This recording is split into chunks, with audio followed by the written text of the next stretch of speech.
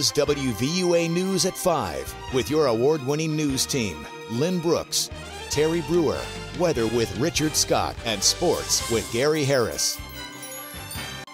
I'm Terry Brewer. We're glad you're with us this evening. Lynn Brooks has the night off. We've got the latest on a major international story, the protests in Egypt and Libya that led to the death of 4 U.S. diplomats, plus a local connection to that situation. All this is in our top story at 5 o'clock. Protesters scaled the walls of the U.S. Embassy in Egypt on Tuesday in anger over an online film that's considered offensive to Islam. The same day, another group of protesters went after the United States diplomatic compound in Libya, killing the U.S. ambassador to Libya, J. Christopher Stevens, and 3 other U.S. diplomats. President Barack Obama has promised justice for the attack. The United States condemns in the strongest terms this outrageous and shocking attack. We're working with the government of Libya to secure our diplomats. I've also directed my administration to increase our security at diplomatic posts around the world. And make no mistake, we will work with the Libyan government to bring to justice the killers who attacked our people. U.S. embassies in at least 7 countries in the Middle East and Africa are warning of possible anti-American protests. Meanwhile, a University of Alabama graduate is a correspondent for the Christian Science Monitor. She's based in Egypt, and she's experiencing the protests in Cairo firsthand. Kristin Chick is a native of Arab, Alabama. She's a correspondent for the Christian Science Monitor, of course, based in Egypt, and was there as protesters tore down the American flag at the U.S. Embassy. According to Chick, today there are still protesters around the embassy, but not as many, and things are calmer. But Chick says she expects to see more protests. The Muslim Brotherhood has called for protests on Friday, so there certainly will be protests then. Hopefully they will stay peaceful and they will not get violent.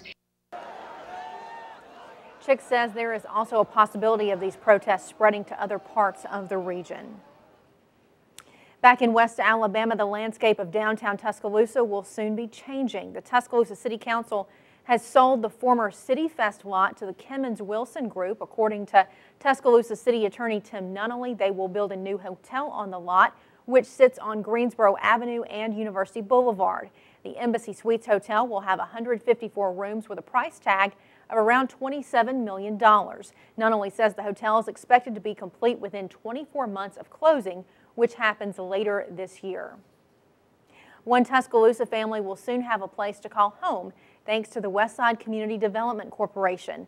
The WCDC is an organization dedicated to improving housing in West Tuscaloosa and making it affordable. Not only do they provide potential buyers with homes, but they also require them to take a class that teaches them about home ownership. Today, city leaders were on 23rd Street for the dedication of the Porter family's new home. Everybody there was happy and smiling. The executive director of WCDC explains the process of becoming a homeowner. We have a 2-year lease purchase program that get low to moderate income families ready to own these homes. So as I said, that's our mission. The WCDC has been busy working on 2 houses on 23rd Street, but one was dedicated today due to work still being done on the second house. Brown told us the proud new homeowner was unable to attend the ceremony because she was at work. However, she's excited about the move and is expected to move in 2 weeks. On your Crime Watch, a search in Tuscaloosa for a robbery suspect. Police say it started when the suspect tried to hold up 3 women. Now, police say it happened August 25th in the 1100 block of 13th Street. Police say the suspect took purses from the women and got into a maroon 4-door vehicle. About an hour later, police say the same suspect was spotted inside a gas station with one of the stolen credit cards. The driver of the vehicle used one of the cards. Investigators need your help identifying the suspect. Now, we have another look at the suspect police are looking for. If you have any information, you can call Tuscaloosa County Crime Stoppers, 205-752-STOP. If your tip leads to an arrest, you may be eligible for a cash reward. Also on your Crime Watch, information you have may just be the missing link investigators need to catch a suspect. Here's this week's Tuscaloosa County's Most Wanted. Hello, my name is Ted Sexton, the Sheriff of Tuscaloosa County. Thanks to your help in WVUA 5 captures in this week's Tuscaloosa County's Most Wanted. Andreas Nicholson, arrested on a charge of sodomy in the second degree, rape in the second degree. William Henry Lee, arrested on a charge of violation of the Sex Offender Notification Act. Eddie Riley, arrested on the charge of manufacturing a controlled substance and other charges. Dustin Davis, rape in the second degree. Christopher Campbell, arrested on charge of assault in the second degree. Now we need your help in finding more of Tuscaloosa County's Most Wanted. Kelly Rebecca Mangrum, wanted on the charge of unlawful manufacturing in the first degree. She's a white female, 31 years of age, 5'3", 135 pounds, with red hair, hazel eyes, last known to be living on Willowbrook Circle in Huntsville. Mary Ann Tidwell, wanted on the charge of unlawful manufacturing of a controlled substance. She's a white female, 21 years of age, 4'11", 120 pounds, brown hair, green eyes, and last known to be living on Foster Road in McCullough. Jeremy Lafayette Dumas, wanted on the charge of robbery in the second degree. He's a black male, 28 years of age, 5'11", 175 pounds, black hair, brown eyes, last known to be living on 5th Avenue West in Fairview, Alabama. If you have any information on these as well as others wanted by the Tuscaloosa County Sheriff's Office, please call us at 205-464-8672 or go to our website at www.tcsoal.org. You can like us on Facebook and follow us on Twitter. And working together, we'll continue to make Tuscaloosa County a safer place to live. Well, if you like Apple products, the wait is finally over. Apple has unveiled the highly anticipated iPhone 5 today in San Francisco. It may not look that different, but it's what's on the inside that counts. Reporter Karen Kafa has the details on this new gadget and when you can buy one. Today, we're going to introduce iPhone 5.